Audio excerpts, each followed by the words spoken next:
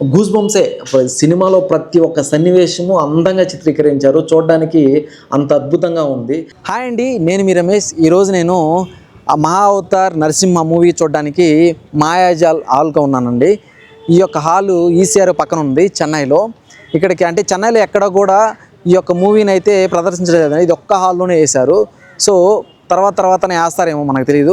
నేను first cinema చూసేసి పూర్తిగా జెన్యూన్ రివ్యూ అయితే ఇస్తానండి ఇవాళ. చూద్దాం, లోపలికైతే వెళ్దాం ఫస్ట్.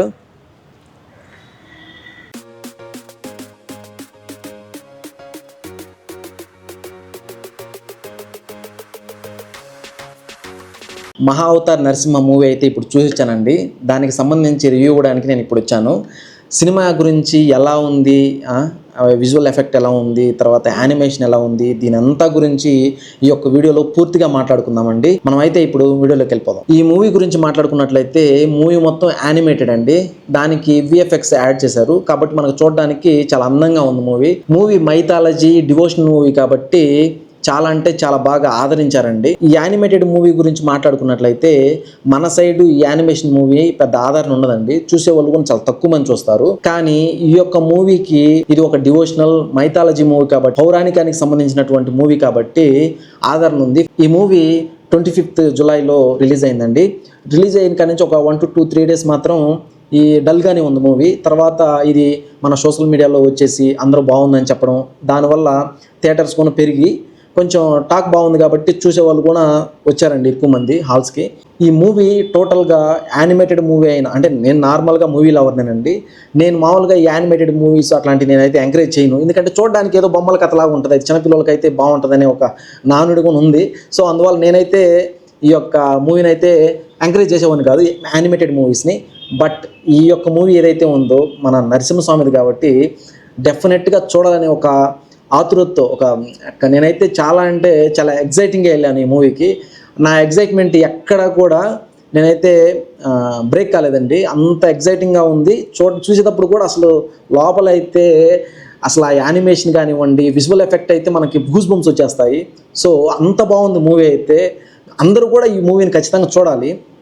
ఈ మూవీ మనం కథలోకి వెళ్ళిపోయినట్లయితే అసలు ఏంది, ఇది మనకి ఈ పౌరాణికాలు కాబట్టి మనకి ఆటోమేటిక్గా తెలుసు, ఎందుకంటే ప్రహ్లాదుడు, నరసింహ ఇవన్నీ మనకు తెలుసు కదా. కానీ అసలు కథలో ఏం చూపించారు, నిజానికి కథలో అలానే చూపించారా, దాని గురించి ఒకసారి మాట్లాడుకుందాం. ఈ మూవీ కథ లేకపోయినట్లయితే మనం మామూలుగా నరసింహస్వామిని మాత్రమే ఎక్స్పెక్ట్ చేస్తాం, ఎందుకంటే నరసింహ అవతారం ఉంది కాబట్టి.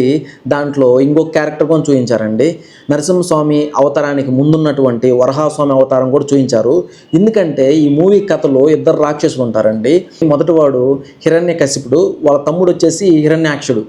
ఇప్పుడు వరహ అవతారంలో హిరణ్యాక్షుడిని చంపేస్తాడు. వరహ అవతారంలో వచ్చేసి అది ఏం జరుగుతుందంటే, ఫస్ట్ మనకి హిరణ్యాక్షుడు వచ్చేసి భూదేవతని తీసుకొని పోయి సముద్ర గర్భంలో దాచిపెట్టడము, దేవి దేవతలు దేవేంద్రులంతా పోయి బ్రహ్మను అడగడము, బ్రహ్మగారు తుమ్ముతారు, నాసికారంధ్రంలో నుంచి మనకి వరాహస్వామి వచ్చేసి సముద్ర గర్భంలో ఉన్నటువంటి భూదేవతని తీసుకెళ్తుంటాడు. నన్ను అడగకుండా తీసుకెళ్తాడు. అసలు ఏం జరుగుతుందని ఇతను ఒకసారి చూసుకొని ఇద్దరికి పెద్ద ఫైట్ జరుగుద్ది. ఆ విజువల్ ఎఫెక్ట్ అయితే సూపర్ ఉంటుందండి. వరాహస్వామి యుద్ధంలో గెలిచి అతనైతే చంపేస్తాడు. తర్వాత కథలో ఈ యొక్క హిరణ్యకశిపుడు చాలా ఆక్రోశంలో ఉంటాడు. మా తమ్ముని చంపినోడు ఎలా అయినా నేను చంపాలనే ఉద్దేశంతో ఉంటాడు. అప్పుడు నాకు అంత శక్తి కావాలంటే నేను బ్రహ్మకు తపస్సు చేయాలనే ఉద్దేశంతో బ్రహ్మకి అమితమైన తపస్సు చేస్తుంటాడు. ఘోరమైన తపస్సులో ఆ తపస్సుకి మెచ్చి బ్రహ్మ ప్రత్యక్షమయ్యి ఈ వరాన్ని కోరుతాను. ఆయన వరం ఇవ్వడము, ఇతను పెద్దగా ఇంకా నన్ను ఎవరు జయించలేరు, నేను 3 లోకాలకు అధిపతి అయినాడు విరవీయడము, ఇలాంటివన్నీ జరుగుతాయి. ఈ గ్యాప్లో ఆయన ఇంద్రుల్ని దేవి దేవతలు అందరిని ఓడిపించడము, ఇతను పెద్ద రాక్షసుడయ్యి ఇతనే 3 లోకాలకు అధిపతిగా అతను ఊహించుకుంటూ ఉంటాడు. ఈ గ్యాప్లో ఏం జరుగుతుందంటే ప్రహ్లాదుడు పుట్టడము, తర్వాత విష్ణు సేవలో ఉండడము, ఎక్కువగా విష్ణునే ఆరాధించడం ఇలాంటివి జరుగుతుంది. ఇది వాళ్ళ నాన్నకి హిరణ్యకశిపుడికి తెలిసి, ఇది తెలుసుకున్న హిరణ్యకశిపుడు ప్రహ్లాదుని వాళ్ళ కొడుకుని చంపడానికి ఎన్నెన్నో మార్గాలు చూసి చంపడానికి ప్రయత్నిస్తాడు. కానీ అతన్ని విష్ణుమూర్తి కాపాడుతూ ఉంటాడు. ప్రహ్లాదుని చంపడానికి మొదట్లో మరణం దండ అంటాడు, తర్వాత సముద్రానికి తీసుకొని పోయి సముద్రంలో పడేయాలంటాడు, ఇంకొకటి ఒక పెద్ద కొండ మీద తీసుకొని పోయి దోచేస్తాడు, తర్వాత ఏనుగులతో తొక్కిస్తాడు. ఇవన్నీ కూడా జరిగినా అతను చచ్చిపోడు, ఎందుకంటే విష్ణుమూర్తి అతన్ని రక్షిస్తూ ఉంటాడు. విష్ణుమూర్తి తన భక్తుల్ని ఎలా కాపాడుతాడో ఈ యొక్క మూవీలో అద్భుతంగా చూపించారండి. నాకైతే అసలు గూస్ బంప్సే. సినిమాలో ప్రతి ఒక్క సన్నివేశము అందంగా చిత్రీకరించారు, చూడడానికి అంత అద్భుతంగా ఉంది. నేనైతే చాలా ఎంజాయ్ చేశానండి. ఇంకా అంతలో తర్వాత ఈ యొక్క ప్రహ్లాదుడు ఏ యొక్క కఠినమైనటువంటి శిక్ష చేసినా చచ్చిపోడు. సో ఈ గ్యాప్లు ఇంకొక్కటే అతనికి మార్గం ఉంటుంది. ఏంటంటే హోలిక అనే ఒక రాక్షసి ఉంటుంది, వాళ్ళ హిరణ్యకశిపుడు చెల్లెలు హోలిక అనే ఒక రాక్షసి ఉంటుంది. ఆమెకు ఒక వరం ఉంది, అదేంటంటే అగ్నిలో కాల్దామా. ఆమెకు ఆ వరం ఉండడం వల్ల సరే అగ్నికి ఎవరైనా ఆహుతి అవ్వాల్సిందే కదా. సో ఆమెను పిలిపించి ఆమె ఒడిలో ఏమన్నా ఇతన్ని ప్రహ్లాదుని కూకొనిపెట్టి చంపేయడానికి ఆలోచిస్తాడు. సో దాన్ని ప్లాన్ కూడా పర్ఫెక్ట్గా ఎగ్జిక్యూట్ చేస్తాడు. కానీ ఆడ విషయం ఏంటంటే అక్కడ కూడా మన విష్ణుమూర్తి ఎవరైతే అంటే వాళ్ళ భక్తులను ఎలా కాపాడుతాడో సేమ్ ఇక్కడ కూడా ప్రహ్లాదుని ఫస్ట్ నుంచి ఎలా అయితే కాపాడుతున్నాడో అలానే కాపాడుతాడండి. ఆ యొక్క ఏదైతే కట్లు పెంచి దాని మీద కూకొని పెట్టడం వల్ల ఆమె అయితే చచ్చిపోద్ది. హోలికకి ఆ యొక్క వరం ఉన్నా ఆమె చచ్చిపోద్ది, కానీ ఇతనికి ఏం కాదు. హిరణ్యకశిపుడు ప్రహ్లాదుని ఎన్ని కష్టాలు పెట్టినా దాంట్లో అమరుడై లేచి రావడం జరుగుతుంది.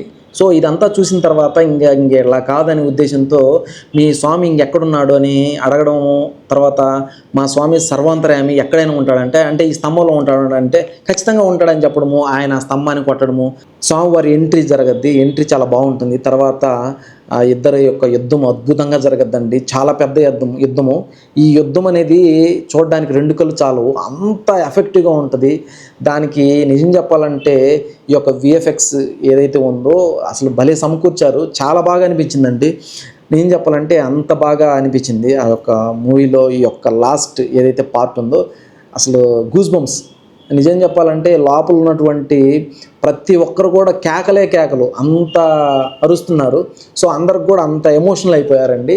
ఆ యుద్ధం జరిగిన తర్వాత ఇంకా లాస్ట్కి అతను చంపే క్రమంలో ఎప్పుడైతే మన బ్రహ్మ ఈ యొక్క హిరణ్యకశిపుడు కోరినటువంటి వరం ఏదైతే ఇస్తాడో, అంటే ఇంట కాదు బయట కాదు, తర్వాత ఆకాశం మీద కాదు భూమి మీద కాదు, తర్వాత వెపన్ ఎట్లాంటివి యూజ్ చేయకూడదు, ఏదైతే ఆ యొక్క ఆయన కోరినటువంటి ఏదైతే కోరికలు ఉన్నాయో దానికి అప్లికేబుల్ కాకుండా ఏదైతే నరసింహస్వామి అతని కాళ్ళ మీద పడుకోబెట్టి అతని యొక్క గోర్లతో చించేయడము, మొత్తం చంపేయడం అనేది అసలు అద్భుతంగా ఉందండి. సో అలా చంపేస్తాడు. సో అతని యొక్క ఇప్పుడు మన లక్ష్మీనరసింహస్వామి అంత కోపంగా ఉన్నాడు. ఎందుకంటే విష్ణుమూర్తి భక్తుల మీద ఎవరైతే ఈ విధంగా అకృత్యాలకి పాల్పడతారో వాళ్ళ మీద ఇంత కోపంతో విరుచుకుపడతాడని అక్కడ మనకు చూపించడం జరిగింది. అంతేకాదు ఆయన యొక్క కోపాన్ని ఎవరు చలార్చలేకపోతే అప్పుడు బ్రహ్మే చెప్తాడు, నువ్వే పోయేసి, ఎందుకంటే నీకోసమే కదా వచ్చింది స్వామి, నువ్వే పోయేసి వేడుక అన్నప్పుడు ఆ స్వామి ఇంకా మీరు మీ యొక్క కోపాన్ని ఉపసంహరించుకోండి అని చెప్పడము, తర్వాత అతన్ని తీసుకొని ముద్దాడము, ఆ యొక్క సీన్ ఏదైతే ఉందో అసలు క్లైమాక్స్ అద్భుతం అండి, అసలు భలే అనిపిస్తుంది. సో అంటే స్వామి మనల్ని ఎంతగా ఇష్టపడతాడో, ఇంత దాసుడిగా ఉంటాడనేది ఇక్కడ మనకి అనిపిస్తుంది. ఎందుకంటే ఇట్లాంటి విషయాలు మనకి స్వామి తెలియజెప్పాడు. ఎందుకంటే అంటే స్వామివారు ఇలా ఉంటారు వాళ్ళ యొక్క నిజమైన భక్తుల మీద అని ఆ యొక్క మూవీలో ఈ అశ్విన్ కుమార్ ఏదైతే ఉందో, అంటే ఇది పౌరాణిక గాథ అయినా సరే దాన్ని స్క్రీన్ మీద ఈ విధంగా తీసుకోవడం అనేది చాలా పెద్ద విషయం అండి. అసలు అంటే నాకు తెలిసి ఇది చిన్నపిల్లలకి ఇంకా బాగా నచ్చుతుందని కాదు, వాళ్ళు ఖచ్చితంగా చూడాలి కూడా. ఎందుకంటే అంటే అప్పటి నుంచే కదా మనము దేవుడి గురించి తెలుసుకుంటాము. సో అప్పుడు దేవుడి గురించి తెలుసుకున్నట్లయితే అది మనకి లైఫ్ లాంగ్ ఒక ఏమంటారు గుర్తుగా ఉండిపోతుంది, అది మనం ఫాలో అవుతాం. కాబట్టి చిన్నపిల్లలు కానివ్వండి పెద్దోళ్ళు కానివ్వండి అందరూ కూడా ఈ సినిమాని అయితే డెఫినెట్గా వాచ్ చేయండి. ఇక్కడ అంటే ఇప్పుడు మనకి ఆటోమేటిక్గా ఫోన్స్ వచ్చాయి కాబట్టి ఫోన్లో చూడడం వేరండి, దాని యొక్క విజువల్ ఎఫెక్ట్ కానీ తర్వాత సౌండ్ సిస్టమ్ శామ్ గారు అసలు అద్భుతంగా చేశారండి. నిజంగా మనకి పక్కలమిటి డాల్బీ కాబట్టి డెఫినెట్గా మనకి సౌండ్ ఎఫెక్ట్ సూపర్ ఉంది. మనము నార్మల్గా ఉత్త సినిమాలకి ఎన్నిటికో పోతుంటాము, పోయి అక్కడ చూస్తుంటాము, మనకి అది నార్మలే. కానీ ఇలాంటి సినిమాలు ఖచ్చితంగా చూడాలి. దీనివల్ల నిర్మాతలకి డబ్బులు వచ్చినట్లయితే ఇలాంటి సినిమాలు, పౌరాణిక సినిమాలు, డివోషనల్ మూవీస్ తీయడానికి ఇంకా మనం ఎంకరేజ్ చేసినట్టు ఉంటుంది. సో అందరూ వాచ్ చేయండి, అద్భుతమైన మూవీ. ప్రహ్లాదుడు ఈ సినిమా మొత్తంలో కూడా ఒకే ఒక మంత్రాన్ని అయితే జపిస్తాడండి. ఆ మంత్రం ఓం నమో భగవతే వాసుదేవాయ. ఈ మంత్రము అసలు ఈ మంత్రానికి ముగ్ధుడైపోతాడు స్వామి. ఆ మంత్రంతో స్వామివారిని కొలుస్తూ ఉంటాడండి, చాలా బాగా అనిపిస్తుంది.